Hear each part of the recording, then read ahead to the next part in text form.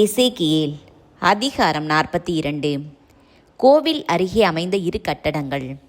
பின்னர் அம்மனிதர் என்னை வடதிசை வழியாக வெளிமுற்றத்திற்கு அழைத்து சென்று கோவில் முற்றத்திற்கு எதிரிலும் வடதிசையில் உள்ள வெளி சுவருக்கு எதிரிலும் இருந்த அறைகளுக்கு இட்டு சென்றார். வடதிசை நோக்கி வாயில் இருந்த கட்டடம் 100 முழ நீளமும் 50 முழ அகலமும் கொண்டிருந்தது.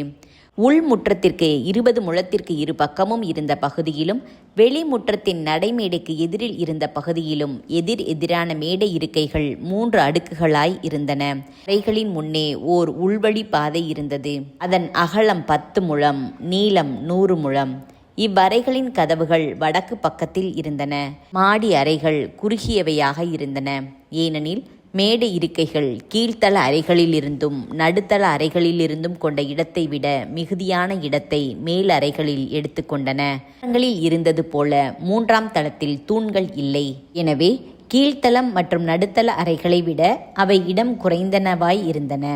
அறைகளுக்கும் வெளிமுற்றத்திற்கும் இணையாக ஒரு வெளி சுவர் இருந்தது. அது அறைகளின் முன்னால் 50 முழ நீளமுடையதாய் இருந்தது. வெளிமுற்றத்தை ஒட்டிய அறைகள் 50 முழ நீளமுடையவை.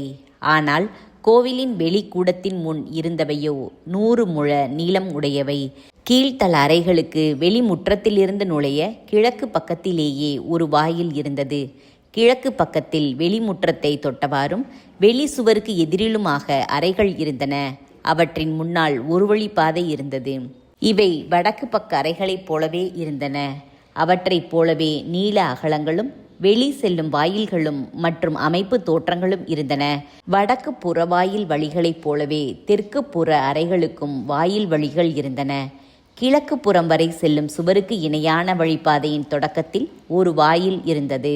கிழக்கு புறம் வரை செல்லும் சுவருக்கு இணையான வழிப்பாதையின் தொடக்கத்தில் ஒரு வாயில் இருந்தது.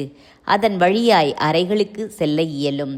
பின்னர் அம்மனிதர் என்னிடம் சொன்னார், வாயில் முற்றத்தை நோக்கி இருக்கும் வடக்கு மற்றும் தெற்கு அறைகள் யாவும் தூய அறைகளாகும். அங்கே ஆண்டவரை அணுகி வரும் குருக்கள் உன்னத பழிப்பொருள்களை உண்ணுவர். அவர்கள் அங்கே உன்னத பலிப்பொருள்களான தானிய படையல், பாவம் போக்கும் பழிப்பொருள்கள், குற்றநீக்க பழிப்பொருள்கள் ஆகியவற்றை வைப்பர். ஏனெனில் அது தூய இடமாகும்.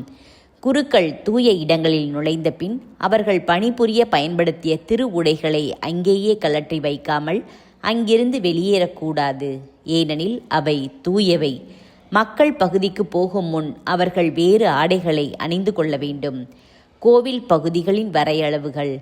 கோவிலின் உட்புற பகுதிகளை அளந்து முடித்த பின் அவர் என்னை கிழக்கு வாயில் வழியாக வெளிக்கொணர்ந்து கோவிலை சுற்றிலும் அளந்தார். அவர் கிழக்கு பகுதியை அளவுகோலால் அளந்தார். அது 500 கோல்கள் இருந்தது. அவர் வடக்கு பகுதியை அளந்தார். அதுவும் 500 கோல்கள் இருந்தது. அவர் தெற்கு பகுதியை அளந்தார். அதுவும் 500 கோல்கள் இருந்தது. பின்னர் அவர் மேற்கு பக்கம் திரும்பி அளந்தார். அதுவும் 500 கோல்கள் இருந்தது. இவ்வாறு அவர் அப்பகுதியை 4 புறமும் அளந்தார். ஒவ்வொரு புறமும் சுவர் 500 முழம் இருந்தது. சுவர் தூயகத்தை மக்கள் பகுதியில் இருந்து பிரித்தது.